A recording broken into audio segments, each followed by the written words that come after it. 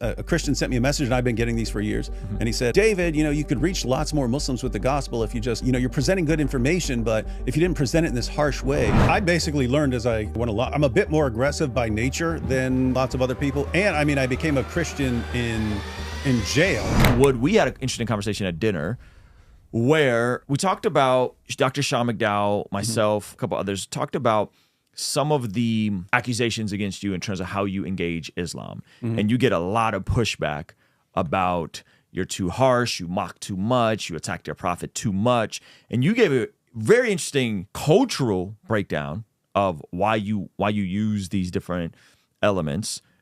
And then you told us a practical story of someone that was pointing to a reference, and the story ended in a very ironic twist. So can you kind of give us, why does David Wood kind of go hard on Islam in the way you go hard on Islam? I mean, that's not you're saying the only way to do it. Yeah. And then tell that story about the gentleman that you went back and forth with. I basically learned as I went along, I'm a bit more aggressive by nature than lots of other people. And I became a Christian in jail, and then I was a Christian in prison, and it's just a more aggressive environment. And then I was that way by nature and by my being an early Christian and so on. So when I got out, then I meet Nabil, and he's also pretty aggressive in the way he approaches things. So we became really good friends, but we were also just blasting away at each other. And we didn't see any problem with that. But over time, I learned that Nabil responded a lot more if you're sort of just bluntly, forcefully coming at him rather than, trying to be nice or something like that.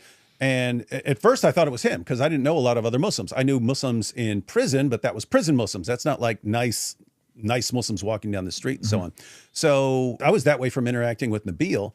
And I learned from him that he actually respects a more aggressive approach. And it was, I picked that up when we were watching a debate between Jamal Badawi and William Lane Craig. And that was one of the most one-sided debates I've ever seen. I mean, Craig absolutely crushed everything Badawi said. Badawi couldn't answer anything Craig said. And by the end, Badawi was like yelling and so on.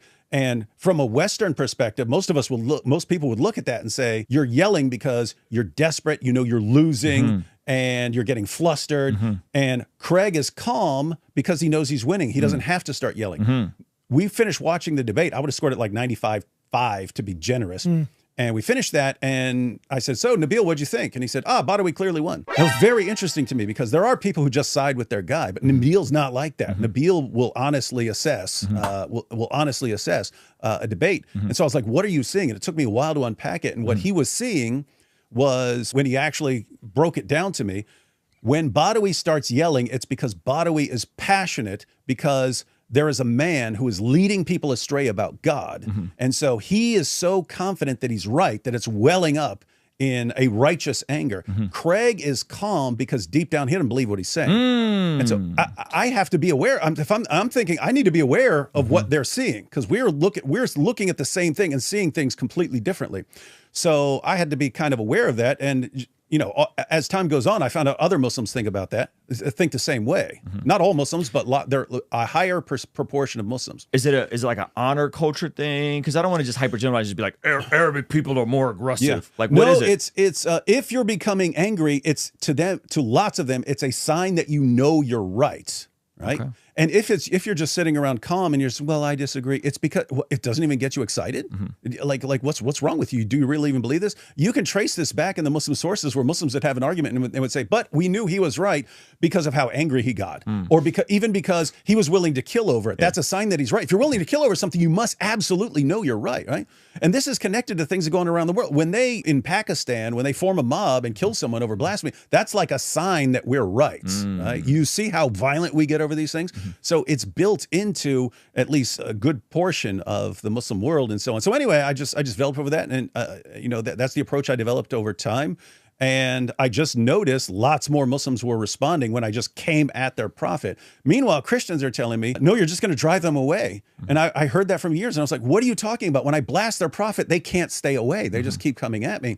And then I just start getting tons of messages about, from Muslims leaving Islam and so on. But the story you're talking about was one day a Christian sent me a message, and I've been getting these for years. And he said, David, you could reach lots more Muslims with the gospel if you just, you're presenting good information, but if you didn't present it in this harsh way, you get a much better reaction. You attract more honeys with, attract more flies with honey. Yeah, and so I'm like, the Bless God Black Friday sale is here. We have 25 all the way up to 50% off on select items, and we've brought back some of your favorite collections from the past several years. But this sale isn't just bringing back the old collections. I now have my very first ever 60-day devotional available right now. It's called the Occupied Till I Come, and it takes you through the entire narrative of Scripture in 60 days, 35 days in the Old Testament, 25 days in the New Testament, with custom journal prompts for you to write in every single day. Head over to blessgod.shop right now to get the Discipleship Bundle, where you'll get a prayer journal, our leadership planner, and my brand new devotional with a total of 58% off its entire retail value. While buying fun things and getting great deals during the holiday season is nice, buy something for yourself and a friend that's actually going to deepen and help you grow